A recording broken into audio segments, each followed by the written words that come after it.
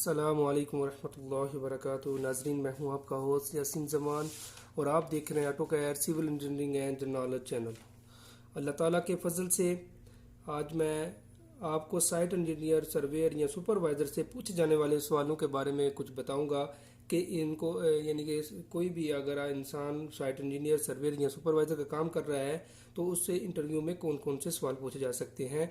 अगर आपको मालूम होना चाहिए कि जहाँ पर आप इंटरव्यू दे रहे हैं वहाँ पर कोई खास अगर कोई प्रोजेक्ट चल रहा है, अगर रोड का काम हो तो आपको मालूम होना चाहिए ज़्यादातर वहाँ पर रोड के ही यानी कि क्वेश्चन वगैरह पूछे जा सकते हैं। लेकिन ऐसी जगह पर जहाँ पर आपको यानी बिल्कुल मालूम नहीं है कि यहाँ पर यानी कि हमारे से कौन से सवाल पूछे जाते हैं, यानी कि वहाँ पर मिक्स सवाल हो सकते हैं, रोड का, पानी का, कोई भी, यानी कि अगर आरसी स्लो प्रोटेक्शन का कोई भी काम हो, यानी कि आपको मालूम होना चाहिए कि वहाँ पर यानी कि कोई ये मालूम नहीं है कि कौन से सवाल पूछे जाते हैं वहाँ, उसके बारे में आपको बताना चाहता हूँ कि वहाँ पर कैसे सवाल पूछे जा सकते हैं।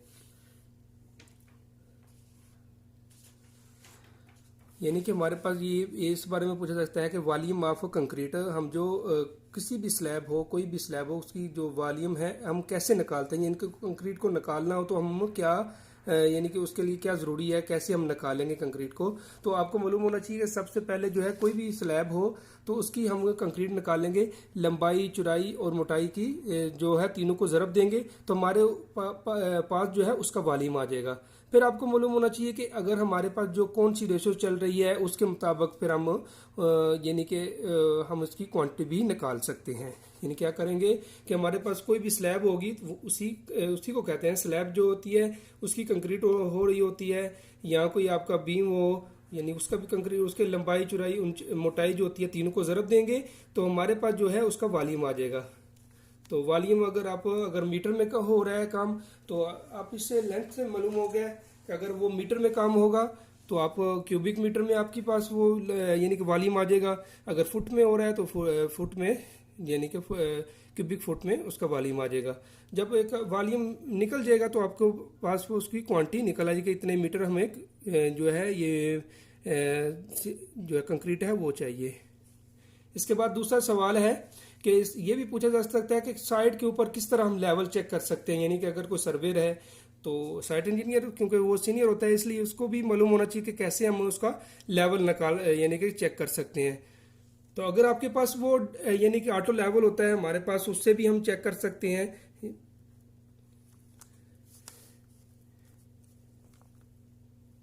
यानी कि कोई भी हो हमारे पास ऑटो लेवल से भी कर सकते हैं आप।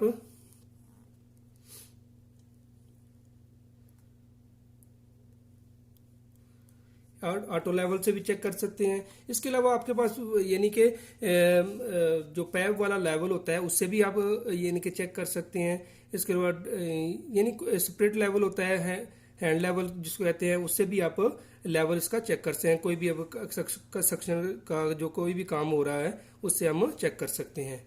इसके अलावा अगर आपसे ये भी पूछा सकता है कि अगर आपके पास कोई स्टील दिया जाता है किसी भी डाई का तो उसका हम वॉल्यूम, ये उसका जो वेट होता है वो कैसे निकाल सकते हैं। यानी कि वेट ऑफ जो स्टील होते हैं वो हम कैसे निकालते हैं, उसका फार्मूला भी आपसे पूछ सकते हैं। या हमको उसकी कोई डाई का जो आपको हदीद दिखाते हैं या स्टील दिखाते हैं, कहते हैं ये है, इसका जो है हमें वेट निकाल कर दो, तो हम कैसे निकालेंगे। तो उसके लिए आपको यानी कि फार्मूला आना इसलिए बहुत ज़रूरी है। नंबर यानी तीसरा पर जो मैंने आपको बता रहा हूँ कि किसी भी जो स्टील है उसका जो वेट ऑफ जो स्टील है वो कैसे निकालते हैं। यानी कि किसी का वज़न निकालना हो, किसी भी डाई का हो, फ़र्ज़ करें हमारे पास एक सरिया है, उसकी लेंथ जो है, लेंथ अगर 12 मीटर दी जाती है और उसका डाया जो है 10 mm है, तो हम इसका जो है वज़न निकालना चाहते हैं तो हम कैसे निकालेंगे। या इसका वज़न का फार्मूला पूछ सकते हैं इंटरव्यू के अंदर। तो आपको मालूम होना चाहिए कि हम इसका जो वज़न निकालने का फार्मूला है वो कौन सा है। तो मैंने आपको एक वीडियो में बताया था कि इसका होता है, अगर मीटर में है तो डाई ऑफ मिलीमीटर का स्क्वायर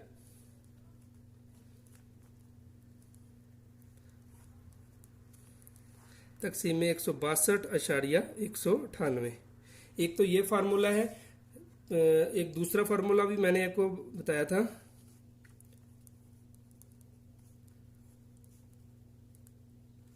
डाया मिलीमीटर का स्क्वायर और तकसीम 811 ज़रबे 5। ये भी स्टैंडर्ड है, यानी कि कांस्टेंट है ये फार्मूला। इससे भी जो है आप किसी स्टील का जो वज़न है वो निकाल सकते हैं। तो ये इस दोनों से हम ये देखें, अगर हमारे पास लेंथ हो 12 मीटर तो 10 mm डाया हो तो हम कैसे निकालेंगे। ये 10 का स्क्वायर ले लेंगे और पहले वाले फार्मूले से देखते हैं।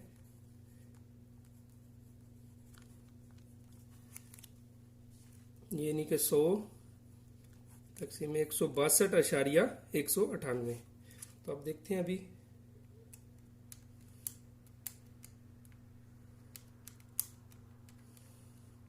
यानी कि 0.616 आ गया। 1 मीटर का ये भी निकल रहा है। तो ज़रबे हम लेंथ यानी कि जो भी हमें लेंथ ये होती है, ये पहले हम 1 मीटर का निकाल रहे थे, यानी कि ये फार्मूला है 1 मीटर।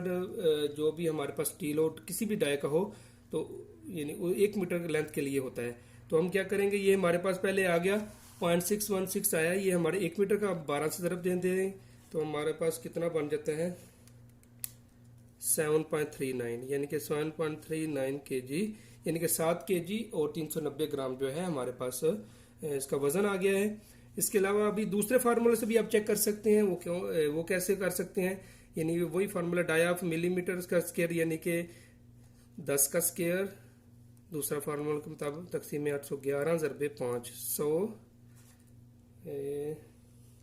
तकसीम 811 ज़रबे 5, यानी हमारे पास आ गया जी ज़रब 5 से दी तो हमारे पास इसका भी 0.616 ही आ गया के जी। अभी आपको ये तो 1 मीटर का आया, अब 12 से ज़रब देंगे तो सेम वही जो है 7.39 kg, यानी कि दोनों फार्मूले से सेम ही जो है आपका वजन आ जाएगा। ये था हमारा तीसरा सवाल। इसके अलावा जो है और भी आपसे सवाल पूछ सकते हैं।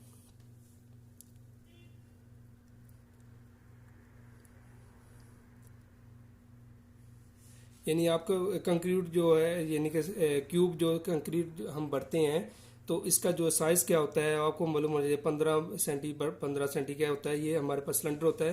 तो इसके अलावा आपको कन्वर्जन ऑफ यूनिट के बारे में भी पूछ सकते हैं। कन्वर्जन ऑफ यूनिट से मुराद ये है कि 1 मीटर में कितने सेंटी होते हैं, कितने मीटर होते हैं। यानी कि ये 1 मीटर, ये फर्ज करें यही हमारे पास है, यानी कि 1 मीटर में कन्वर्जन ऑफ यूनिट में 1 मीटर में कितने सेंटीमीटर हो सकते हैं, इसके बारे में पूछा जा सकता है। या यानी कि 1 मीटर में मिलीमीटर कितने होते हैं। तो यहाँ से अगर आपको सेंटीमीटर, 1 सेंटीमीटर में कितने मीटर होते हैं, तो आपको यह है इस बारे में थोड़ा मालूमात होगा तो तब भी आप जो इसके बारे में यानी कि उनको बता सकते हैं कि इसलिए हमारे पास पहले थोड़ा बहुत नॉलेज होना बहुत ज़रूरी है इंटरव्यू देने से पहले। तो आपको मालूम होना चाहिए कि 1 मीटर में हमारे पास जो है 100 सेंटीमीटर होते हैं और 1 ही मीटर में 1000 मिलीमीटर होते हैं। अगर हम जो है ये भी बता सकते हैं, अगर एक जो है सेंटीमीटर में हमारे पास जो होते हैं 10 मिलीमीटर होते हैं, सही। इसके अलावा जो है यानी कि अगर हम फर्ज करें, हम ये भी पूछ सकते हैं आपको कि एक यानी 100 सेंटीमीटर में कितने मीटर होते हैं। तो आपको पहले मालूम होगा तो तब भी ये बताएंगे कि 100 सेंटीमीटर जो है 1 मीटर के बराबर, यानी कि उल्टा भी पूछ सकते हैं ये जो है।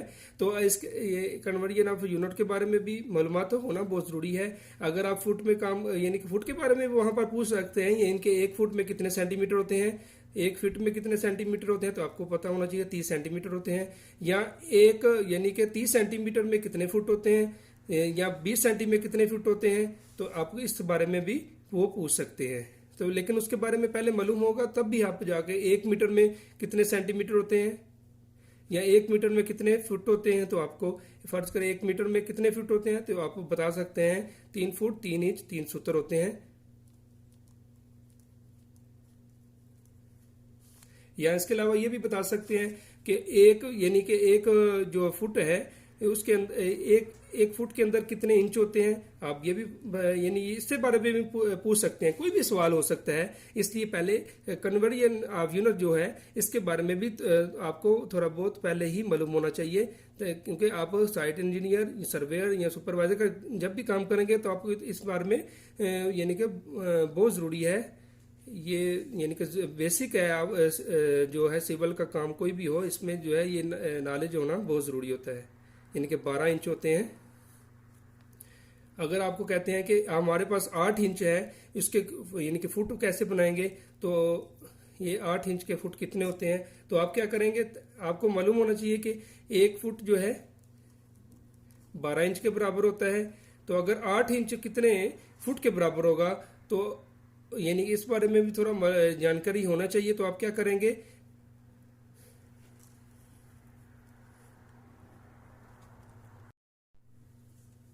कि जब भी आपने यानी कि आपको थोड़ा बस नोट्स मालूम होना चाहिए कि ये कि जब भी हम छोटी इकाई से बड़ी इकाई की तरफ जाते हैं, जब हम छोटी से बड़ी की तरफ जाते हैं तो तकसीम का अमल करते हैं, और जहाँ ये बड़ी इकाई से जब छोटी की तरफ जाते हैं तो ज़रब का अमल करते हैं। ये आपको मालूम होगा तो तब बहुत आसानी से आप यानी कि हाल निकाल सकें। अगर आप फुट से इंच में जाते हैं या फुट से मीटर में जाते हैं, मीटर से इंच में आते हैं, तो आपको ये मालूम होना चाहिए कि सबसे बड़ी इकाई इनमें से कौन सी है। तो फिर ये नोट्स भी जो नोट है ये भी मालूम होना चाहिए कि जब हम बड़ी इकाई से छोटी इकाई की तरफ जाते हैं ज़रब का अमल करते हैं, और छोटी से बड़ी की तरफ जाते वक्त तकसीम का अमल करते हैं। अभी हम मालूम होना चाहिए, ये देखिए हमारे पास जो है यानी कि फुट बड़ा है जबकि 12 इंच छोटा है, यानी कि इधर तो सेम सेम ही है, लेकिन ये जहाँ पर 8 इंच देखें, ये 8 इंच जो है वो छोटा है जबकि फुट बड़ा होता है। तो हम क्या करेंगे, हम इंच से अभी फुट की तरफ आना चाहते हैं,